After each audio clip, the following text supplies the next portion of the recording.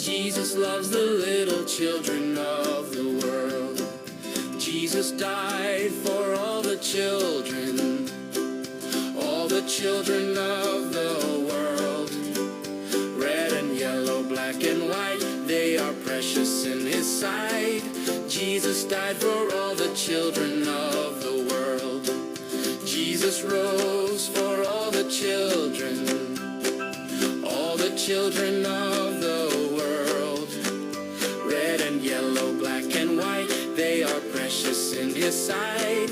Jesus rose for all the children of the world.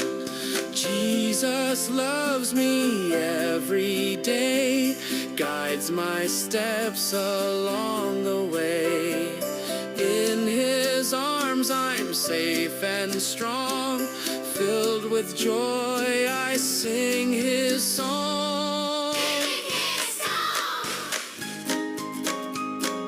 Jesus lives for all the children of the world. Red and yellow, black and white, they are precious in His sight. Jesus lives for all the children of the world. Jesus loves the little children, all the children of the world.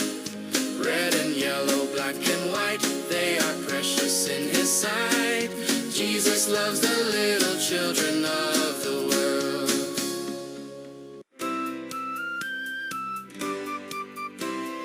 This little light of mine, I'm gonna let it shine. This little light of mine, I'm gonna let it shine. This little light of mine, I'm gonna let it shine. Let it shine, let it shine, let it shine. Hide it under a bushel, no, I'm gonna let it shine.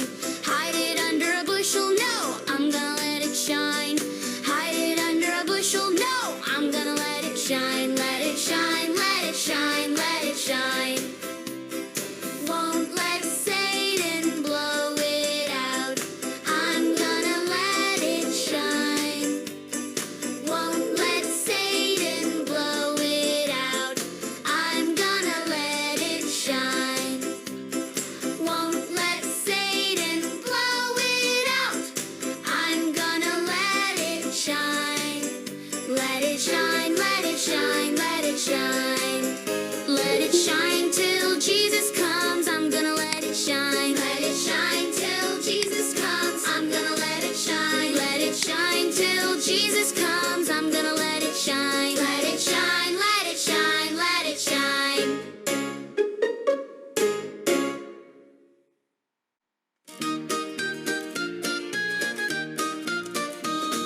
The wise man built his house upon the rock.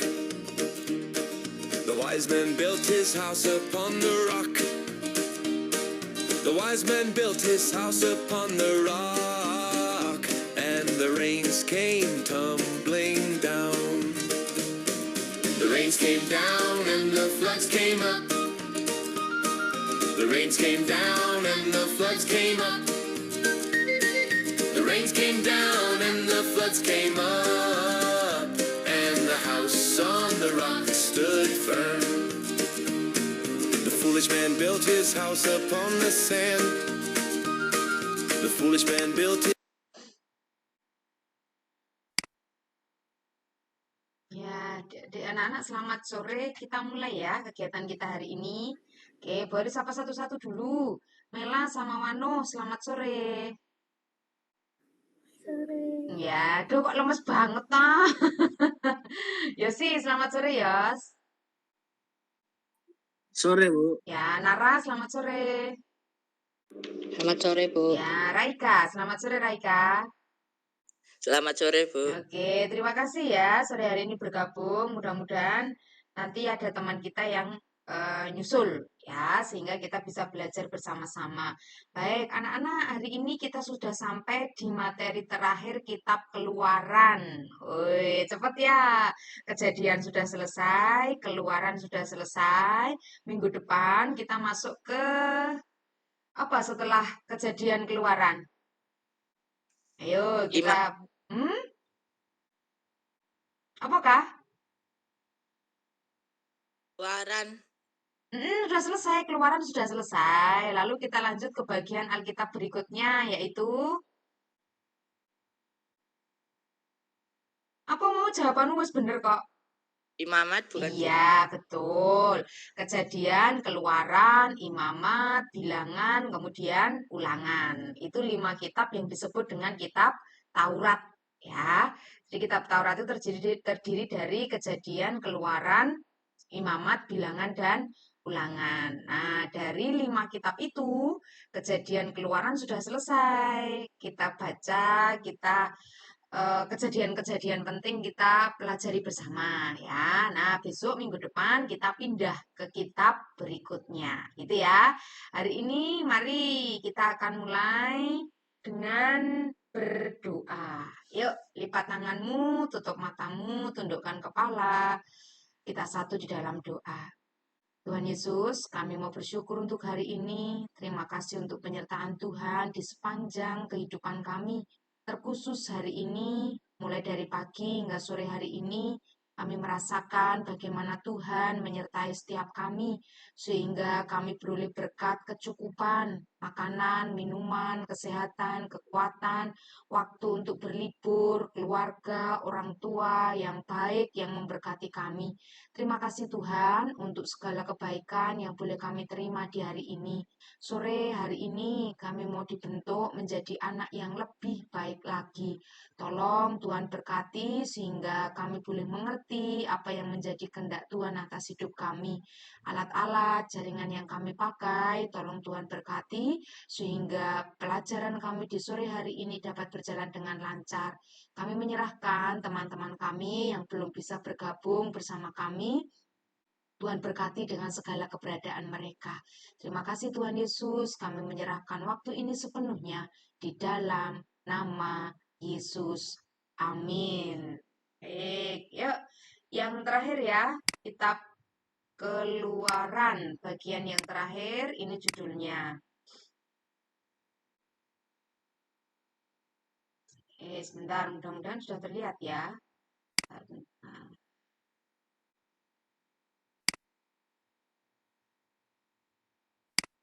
Ya, ini judulnya ya. Coba Nara dibaca. Apa judul kita hari ini? Musa mendirikan kemah suci. Kemuliaan Tuhan memenuhi kemah suci. Ya. Keluaran 40, 1-38. Oke, terima kasih. Ya, jadi kita akan mulai belajar bagaimana kemah suci itu ada. Ya, suatu tempat yang dipakai untuk beribadah. Atau tempat yang dipakai untuk bertemu dengan Tuhan. Nah, lalu semenjak bangsa Israel keluar dari Mesir, nah mereka kan melewati padang gurun. Ini mereka masih di padang gurun loh ya, belum sampai di tanah perjanjian. Nah, maka ada suatu perintah bahwa Musa harus mendirikan kemah suci. Supaya kalau ketemu dengan Tuhan, Musa tidak perlu naik ke gunung, ya toh? Nah, ada yang ingat nggak? Musa bertemu dengan Tuhan, naik ke gunung apa waktu itu? Gunung Sinai. Oke, winter, Aika ya, betul. Harus naik gunung, menempuh perjalanan yang jauh. Ya, nah dengan adanya kemah suci ini, maka Musa tidak perlu jauh-jauh untuk bisa bertemu dengan Tuhan. Yuk, kita lihat ceritanya ya. Mari kita simak bersama dulu video berikut ini. Nanti terus kita pelajari lebih detail lagi ya. Yuk kita simak bareng-bareng videonya.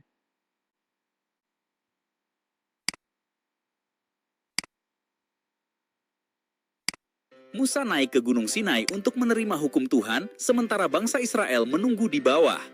Mereka mulai gelisah karena Musa lama tidak kembali dari gunung. Orang-orang datang kepada Harun dan berkata, "Buatlah Allah bagi kami yang akan memimpin kami." Harun meminta mereka menyerahkan perhiasan emas mereka. Ia meleburnya dan membentuk anak lembu emas, lalu berkata, "Inilah Allahmu, hai Israel, yang menuntun engkau keluar dari Mesir." Bangsa Israel mempersembahkan korban dan bersukaria di depan patung itu. Tuhan berkata kepada Musa, Pergilah, karena bangsamu telah rusak dan menyembah patung. Aku akan memusnahkan mereka, tetapi Musa memohon belas kasihan Tuhan. Musa turun dengan 2 loh batu di tangannya, dan melihat mereka menari-nari mengelilingi patung emas itu. Dengan marah, Musa melemparkan loh batu itu hingga pecah di kaki gunung. Musa menegur bangsa Israel, dan mereka menangis, serta menyesali dosa mereka di hadapan Tuhan. Tuhan berfirman kepada Musa, "Pahatlah 2 loh batu baru seperti yang pertama, maka aku akan menuliskan kembali hukumku." Musa naik lagi ke Gunung Sinai dengan 2 loh batu baru, dan Tuhan menuliskan kembali 10 perintahnya. Tuhan berfirman kepada Musa, "Bangunlah bagiku kemah suci, supaya aku diam di tengah-tengah mereka." Bangsa Israel membawa persembahan, emas, perak, kain ungu, kulit domba, kayu akasia, dan rempah-rempah. Tuhan memilih Bezalel dan Aholiab yang dipenuhi roh Allah untuk mengerjakan semua pekerjaan itu. Mereka membuat tabut perjanjian dari kayu akasia, dilapisi emas dengan 2 kerup di atas tutup pendamaian. Kaki dian dari emas murni ditempa dengan 6 cabang dan 7 pelita di atasnya. Musa mendirikan kemah suci, menempatkan tabut, meja, kaki dian, dan memasang tirai pemisah ruang kudus. Kemuliaan Tuhan turun dalam awan memenuhi kemah suci, menandakan bahwa Tuhan berdiam di tengah umatnya. Oke. Nah, ceritanya agak panjang ya, karena kita mulai dari anak lembu mas. Ya, nah, kemarin udah tahu ceritanya itu anak lembu mas. Nah, tapi yang menjadi fokus kita sore hari ini adalah bagaimana Musa mendirikan bait Allah. Kemah suci ya, bait Allah. Yuk, yang pertama. Nah, nih, coba dibaca Yosi. Ayo Yos, dibaca Yos.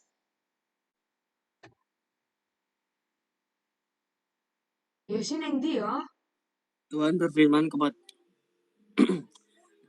Tuhan berfirman kepada Musa supaya Musa membangun kemah suci bagi Tuhan. Ya, jadi memang ada perintah dari Tuhan supaya Musa membangun kemah suci.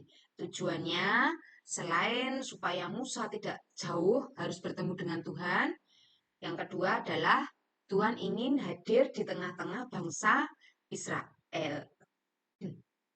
Harapannya bangsa Israel tidak mengulangi kesalahan yang sama, yaitu menyembah patung lembu emas.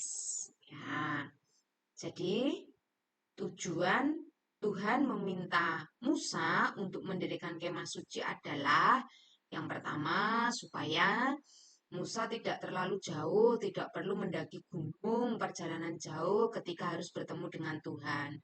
Lalu yang kedua, Tuhan ingin hadir di tengah-tengah bangsa Israel, sehingga bangsa Israel merasakan kehadiran Tuhan. Berikutnya ya. Nah,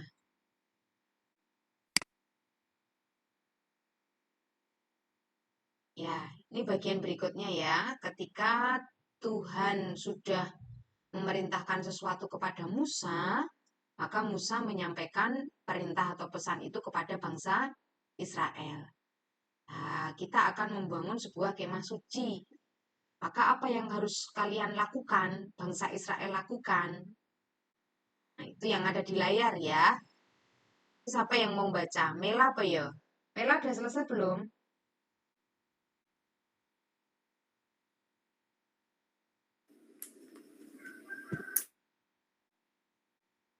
Ayolah.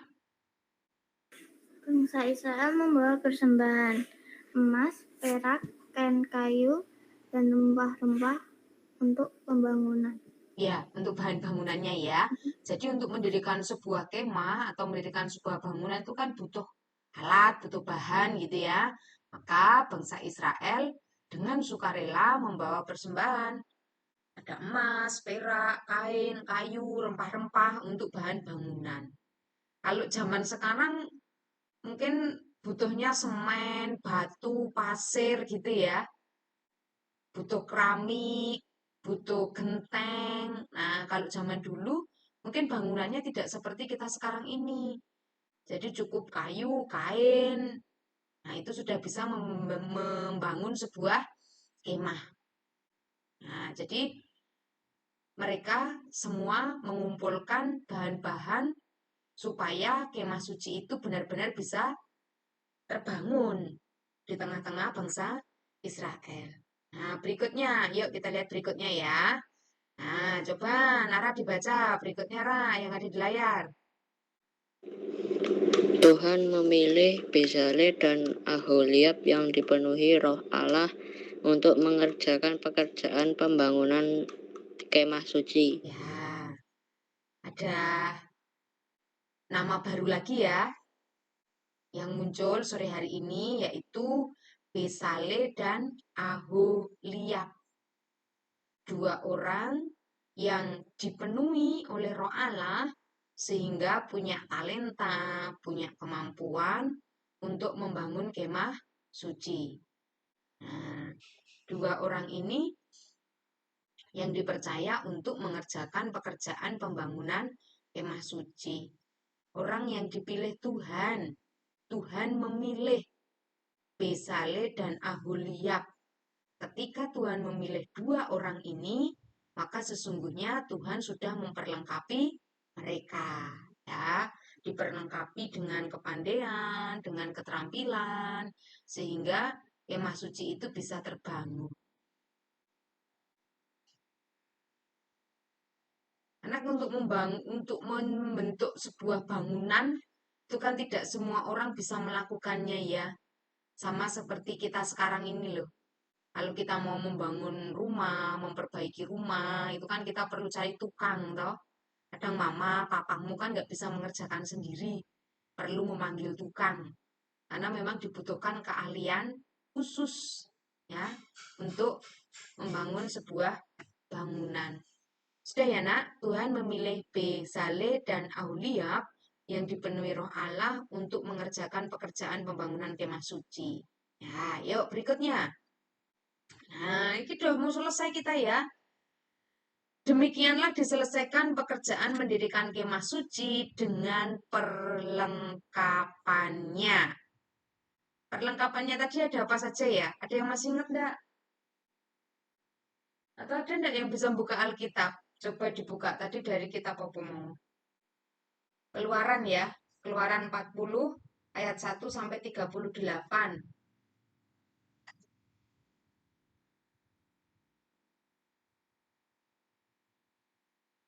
Ono lagi yang bawa Alkitab? Weh, lah kok dorang bawa Alkitab njuk piye iki? Coba ya. Nah, Keluaran 40 ayat 1 sampai 38. Ada enggak di situ Alkitab ya? Ano, Mela, Yosi, Raika, suaramu belum terdengar dari tadi. Anak Alkitab peroleh?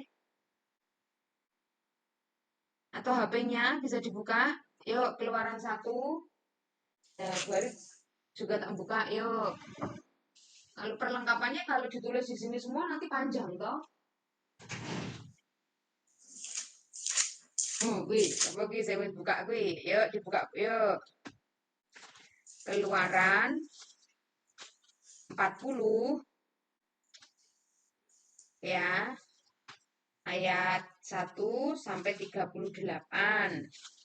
Coba kamu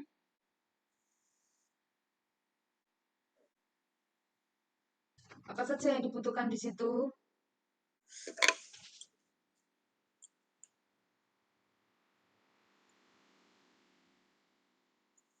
Ada mezbah untuk ukupan pembakaran, ya ta? Kemudian mezbah kurban bakaran, bejana pembasuhan. Ya, banyak toh. Kemudian kau ambil minyak urapan. Oh, banyak sekali itu ya. Mezbah bakaran, mezbah ukupan, tabut, ya. Meja. Taruhlah meja di dalam kemah pertemuan.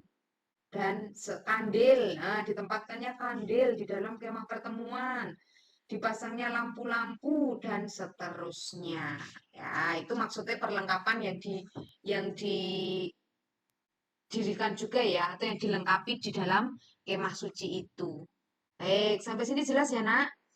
Bahan-bahannya dari bangsa Israel, lalu yang mengerjakan Bezalel dan Aholiab, lalu selesailah pembangunan bait suci itu. Nah, setelah selesai, kira-kira apa yang akan terjadi? Yuk kita lihat bersama-sama ya. Nah, setelah kemah suci itu selesai, apa yang terjadi? Mari, Wano dibaca. Bu Ari belum dengar suaranya Wano. Kemuliaan Tuhan turun dalam bentuk awan, memenuhi kemah suci, menandakan bahwa Tuhan hadir di tengah umatnya. Iya, tengah-tengah umatnya. Coba lihat yang ada di gambar ya.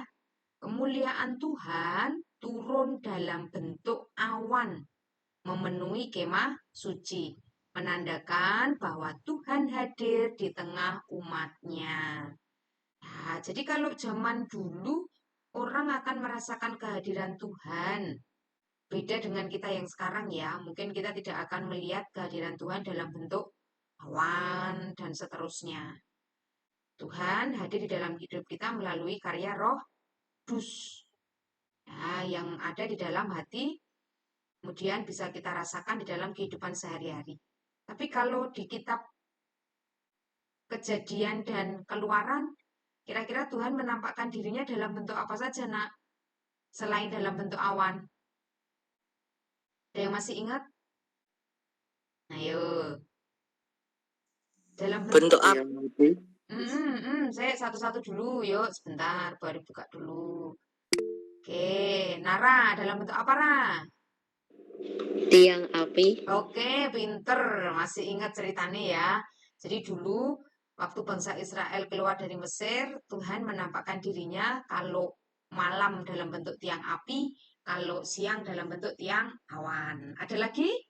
Yuk, dalam bentuk apa Tuhan menampakkan dirinya di zaman-zaman kitab Kejadian dan Keluaran selain tiang awan dan tiang api?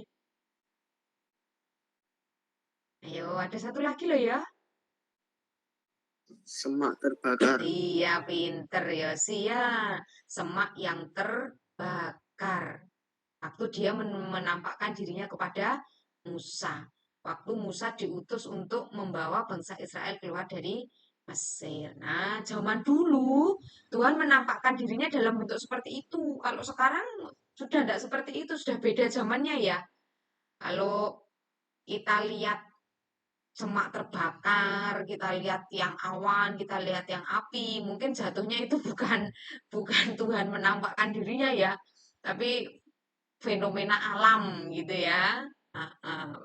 Nah, sekarang memang sudah beda zamannya ya. Baik, anak-anak, apa yang dilakukan oleh Musa dan bangsa Israel itu berkenan di hadapan Tuhan ya, sehingga ketika bait atau kemah suci itu selesai, maka kemuliaan Tuhan turun dalam bentuk tiang awan, menandakan bahwa Tuhan berkenan dan hadir di tengah-tengah umatnya. Yo, itu pelajaran kita sore hari ini. Apa yang dapat kamu pelajari dari kisah Musa mendirikan kemah suci? Kira-kira apa dari cerita yang singkat ini tadi? Ada enggak yang bisa kamu pelajari? Tentu ada, ya toh? Mau lihat dari sisi Musanya? Boleh, yuk. Mau dilihat dari sisi bangsa Israelnya? Dilihat dari sisi apa tadi ya? Besael dan Aholiabnya? Bisa. Kita bisa belajar dari mereka, ya. Yuk, kira-kira apa yang bisa kamu pelajari sore hari ini? Ayo. Tik tuk tik tuk tik tuk. Bingung? Masa bingung? Ada yang mau menjawab? Ayo, satu-satu yuk. Dari sisi Musanya, apa yang bisa kamu pelajari dari Musa hari ini? Dari bangsa Israel, apa yang kamu bisa pelajari dari bangsa Israel? Dari Aholiab dan Besale, apa yang kamu pelajari dari mereka hari ini? Ayo, tidak adakah? Weh, lah piye iki? Oke. korban harta, Sopo sih iki? Yang angkat tangan dulu, yang angkat tangan Wanu atau Mela. Yuk. Nanti setelah itu baru Raika. Jadi satu ya, Bu. Oh, jadi satu. Boleh. Ya, Hasil diskusi berarti ya. Apa? saling bekerja sama. Ya, pinter. Bangsa Israel itu nih nggak bekerja sama nggak bisa, kemahnya akan berdiri ya. Nah, maka nanti bisa diterapkan di dalam kehidupan sehari-hari ya. Yuk kita mulai bekerja sama. Tapi dalam hal yang baik loh ya. Bekerja sama dalam hal yang baik. Di lingkungan sekolahmu, di lingkungan masyarakat ya. Diajak kerja sama harus mau, tetapi harus dalam konteks kerjasama yang baik. Kalau kerjasama yang nggak baik, ya jangan diikuti ya. Oke, berikutnya Raika. Apa yang dapat kamu pelajari, Nak? Rela berkorban. Iya, pinter. Rela berkorban, rela memberikan persembahan. Kemah sucinya itu nggak akan berdiri kalau bangsa Israel tidak mempersembahkan apa yang menjadi miliknya. Tadi apa saja yang dipersembahkan? Yang dibaca Mela tadi loh. Ada kain, ada emas, ya toh? Ada rempah-rempah, ada kayu, ya. Mereka rela memberikan itu supaya kemah sucinya berdiri. Nah, sama dengan kehidupan kita. Yuk, kalau kita punya, kita mau jadi saluran berkat bagi orang lain atau saluran berkat bagi gereja, ya. Sehingga ketika kita ibadah, ketika kita melihat orang butuh bantuan, nah, maka kita harus mau berbagi menjadi saluran berkat bagi mereka ya. Terima kasih Raika. Berikutnya, ayo, siapa iki? Yosi apa Nara? Yosi apa Yos? Eh, ikhlas dan sungguh-sungguh saat diberi utusan. Oke, ya, bener ya. Mengerjakan dengan sungguh-sungguh ketika kita mendapat sebuah pesan, sama seperti Musa. Tuhan meminta Musa untuk mendirikan kemah suci. Nah, Musa sungguh-sungguh, Musa bertanggung jawab, sehingga kemah suci itu benar-benar bisa berdiri dan kemuliaan Tuhan ada di atasnya. Nah, demikian juga dengan kalian ya, apalagi Raika, Yosi, Wano yang sudah mau jadi anak SMP. Nah, tentu berbeda SMP dengan SD. Maka jadilah anak yang bertanggung jawab, ya. Nara, kalau jadi anak SMP lebih mudah atau lebih ringan atau lebih berat tanggung jawabnya? Lebih susah sih. Ya, lebih susah. Itu yang sudah ngalami jadi anak SMP ya. Nah, tapi kalau kita mau jadi anak yang bertanggung jawab, hari ini kita mencontoh Musa, ya. Berikutnya, yuk, Nara mau ada yang disampaikan enggak? Nggak ada kayaknya. Yolah, nggak ada. Yuk, kita lihat bagian berikutnya ya. Nah, ini bagian kita yang terakhir ya, Nak. Setelah ini kita selesai. Yuk. Apa yang kalian sampaikan tadi benar ya? Dari Raika, Yosi, Wanu, Mela, ya, betul. Nah, lalu tambahan dari Bu Ari yang ada di layar ya. Yang pertama, taat pada perintah Tuhan. Sama seperti yang tadi Yosi sampaikan ya. Ketika Tuhan meminta Musa untuk mendirikan kemah suci, maka Musa melakukan seperti yang Tuhan perintahkan. Nah, jadi besok ketika kamu jadi orang dewasa, sudah mau jadi remaja, Mela juga begitu ya, karena sebentar lagi kan Mela juga sudah tidak jadi anak SD lagi toh, tinggal hitungan tahun. Nah, maka yuk apa yang menjadi bagianmu, lakukan itu dengan baik. Ya, kalau bagianmu belajar, ya lakukan itu. Ya, karena kan kalian pelajar toh. Lalu yang kedua, Tuhan memperlengkapi dengan keahlian orang yang mau dipakainya. Ya, Tuhan memperlengkapi dengan keahlian orang yang mau dipakainya. Sama Tuhan memberi roh Allah kepada Bezalel dan Aholiab supaya mereka bisa mengerjakan pembangunan kemah suci. Nah, jadi besok apapun yang menjadi tugasmu, jangan takut ya. Kita belajar dari Bezalel dan Aholiab hari ini. Bahwa ketika kita dipilih Tuhan, maka Tuhan pasti memperlengkapi hidup kita. Ya. Ketika Tuhan menempatkan kalian nanti di sekolah yang baru atau di kelas yang baru, ya, kalian harus percaya bahwa Tuhan memperlengkapi dirimu. Ya, kamu tidak dibiarkan sendiri. Maka apapun tugas dan tanggung jawabmu, yo, jangan bilang nggak bisa dulu. Coba kalau jadi Bezalel dan Aholiab, bilang nggak bisa, ya maka kemah suci itu tidak akan berdiri. Tetapi karena Bezalel dan Aholiab yakin bahwa Tuhan akan memperlengkapi, Tuhan akan membantu, maka dia bersedia dan jadilah kemah suci itu. Ya, demikian juga dengan kalian ya nak. Besok siapapun dari kalian, Wano, Mela, Yosi, Raika, Nara, diberi tugas tanggung jawab tertentu, kalian harus mau, ya, percaya bahwa Tuhan pasti akan memperlengkapi kalian. Nah, jadi pemusik di gereja, jadi pelayan ibadah di gereja, ya, Tuhan pasti perlengkapi. Berikutnya yang ketiga, Tuhan selalu hadir di dalam kehidupan kita. Betul ya, sama seperti Tuhan yang akan hadir di dalam kemah suci dalam bentuk tiang awan. Ya, dia akan selalu hadir. Terus ditambah lagi punyanya Melawanu tadi bisa ya, ditambah lagi punyanya Raika tadi juga bisa.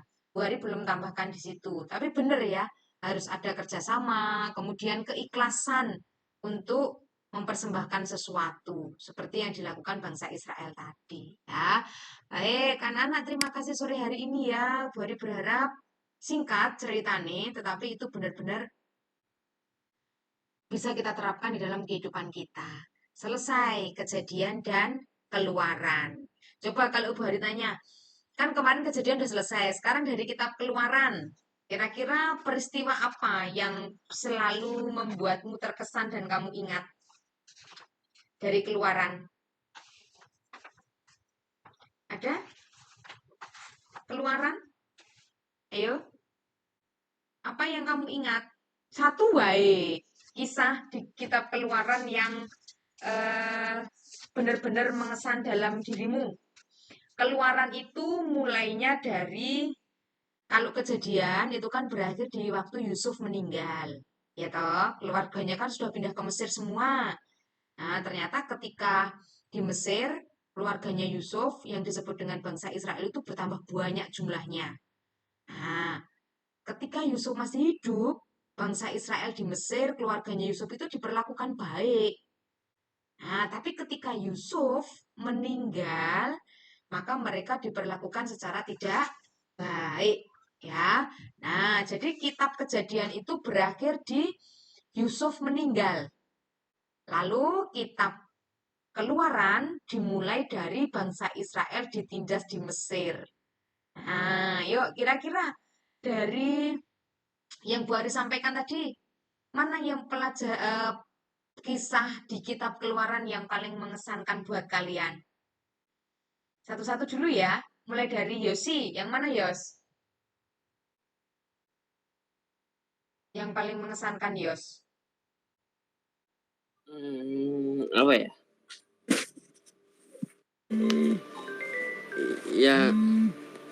Yang itu, yang Musa mimpin bangsa Israel. Nah, yang membelah laut itu. Iya. Oke, ya bener itu. Itu ada di kitab Keluaran ya. Keluaran berapa itu ya? Ya yang lain, ayo. Musa membawa bangsa Israel keluar dari Mesir, kemudian apa namanya itu ya, membelah laut.